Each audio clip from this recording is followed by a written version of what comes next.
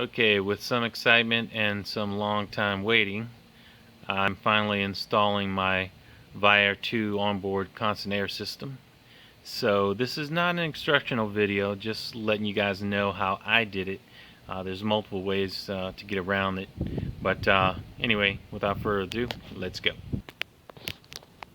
Okay, through the miracle of technology, you guys are watching this after a few days have gone by and a few cuts and scrapes. So one thing I want to state is that stick with your manual and you can't go wrong. Not that I have any or had any problems with the manual, just my configuration I had a little bit different. I'll explain that in a minute. But also wanted to make some recommendations for ViAir. One thing I wanted to note, which I'll talk about in a moment, is hornblasters.com has a good diagram to follow for you to add air horn to your setup, and they also had a good color diagram for those who may need some additional assistance for the different color wires, because it's not though it's labeled good on the switch, it's not too intuitive. Anyway, I'll cover that in a second, but I just want to throw that in there. Two good links for Horn Blasters. They were very helpful. And okay, let me touch base on how I did it. Okay, so you'll note that I'm putting it in my toolbox. There are multiple links where people have put it underneath the truck itself. I have an F-250. And I didn't do that for the reasons that I wanted to have the ability to move it to another truck if I needed to. But anyway, I'll talk about that a little bit later. But one important thing to note is that when you're putting on your compressor, you want to make sure that you have the compressor line a little bit higher than the tank line, and that the reason being is because moisture is a victim of gravity, and you don't want any moisture in your compressor. So the tank has a release valve on the bottom, as well as the safety release here, where you can let out the moisture. And of course, after usage, you'll definitely want to do the moisture release every now and then, so that you don't damage your equipment. But anyway, like I said, you'll want to have your compressor a little bit higher than your tank, so you can not have a problem with getting moisture in your compressor and ruining your compressor. Forgive my electrical debacle here. I haven't tied this up yet, but I was just so excited. I got it working and going and everything, so I got to do some cleanup here. But anyway, let's stay focused. So I've got two auxiliary outlets, or two outlets here on the rear, and I've got it grommeted in going out, and these two here are going to be piped to two T-fittings. And the reason because is one is going to the horn, one is going to the pressure gauge, and the other two are going to share the separate inlets, or outlets rather, for additional tools I want to use, and that'll be on each side of the truck. So let's go down and take a look. Alright, one thing I wanted to note is that I didn't want to put any holes in my truck, so I used existing holes that were there, and I ran the wires. And I don't know if you can see this, but this isn't the firewall, it's the passenger compartment, the rear, and the truck bed. But right in here there's this little gap, and I ran the wires through there. It's got a little flap in there, so don't worry about moisture getting up, because the flap is angled down, so any moisture or rain that comes off the truck will naturally go down, so it's fine. But anyway, I ran that down the edge, and let's get underneath here real quick. Okay, so I talked about it earlier. There's one of my T-fittings And if you look down here, there's the other T-fitting. And one recommendation that I'm going to make to ViAir is that they, give instructions or some kind of guidance for the particular model of truck that you might have. For example, you'll note that I had to go out to Home Depot and get some 1/4-inch piping or tubing rather, is what it's called, because I ran out of the black that it came with.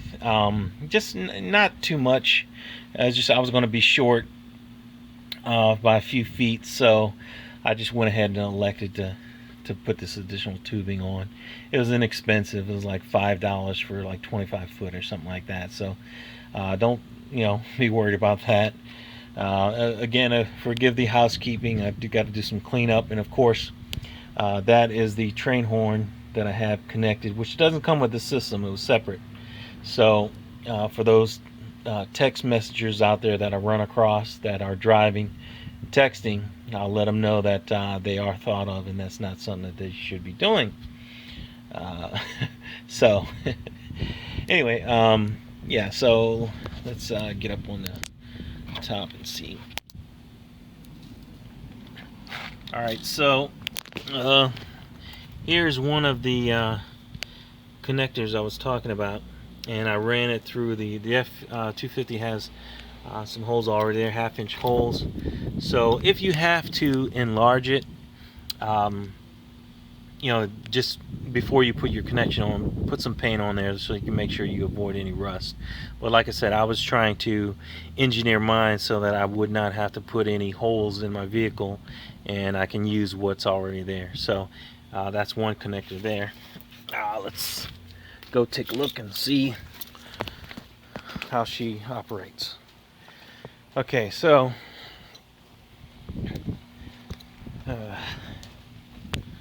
here's the other one that I was talking about,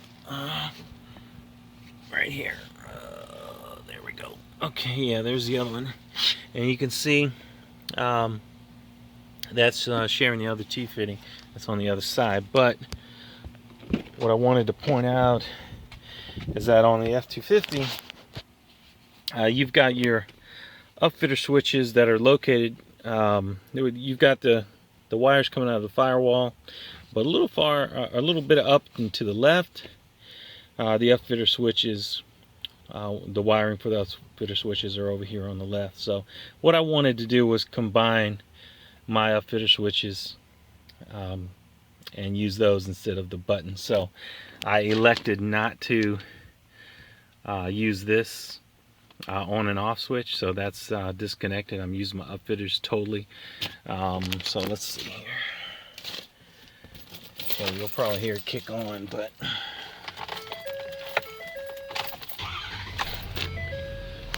okay, so I've got it on aux 2. Whoops, sorry. That's the horn, obviously. There we go. All right. You can see it's working fine. You can hear it, but let me shut this off. Okay, sorry about that. Rather than redo the video, I was just reaching over and hit the wrong button. But you can see my setup. I've got my compressor on number 2 and the air on number 3.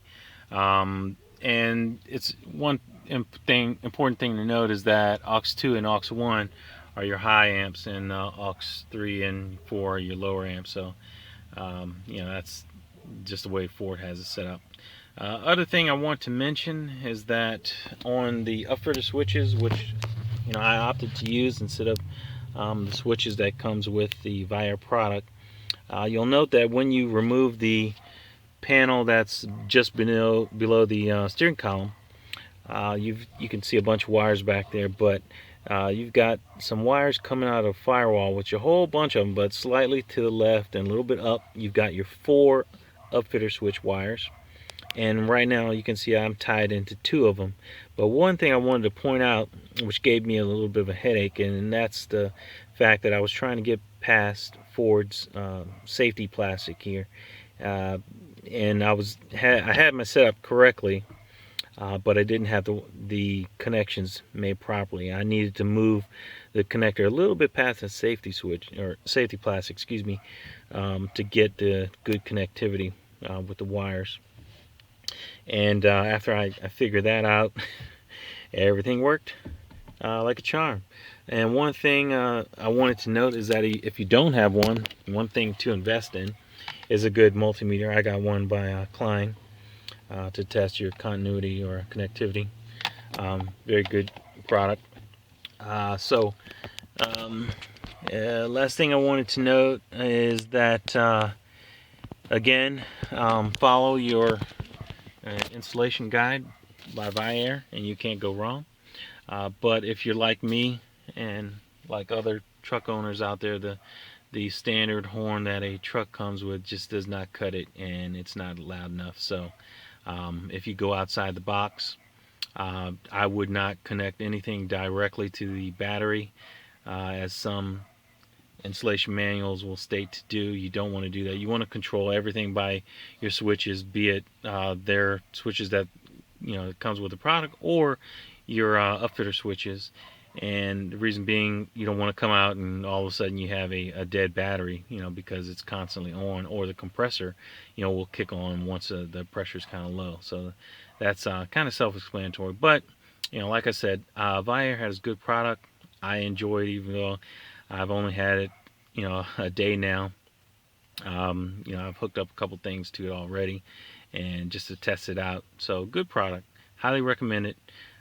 Again, sorry for the messy wiring, but I'll go ahead and do some house cleaning, clean that up. But you guys go ahead and enjoy your products if you're out there trying to install it.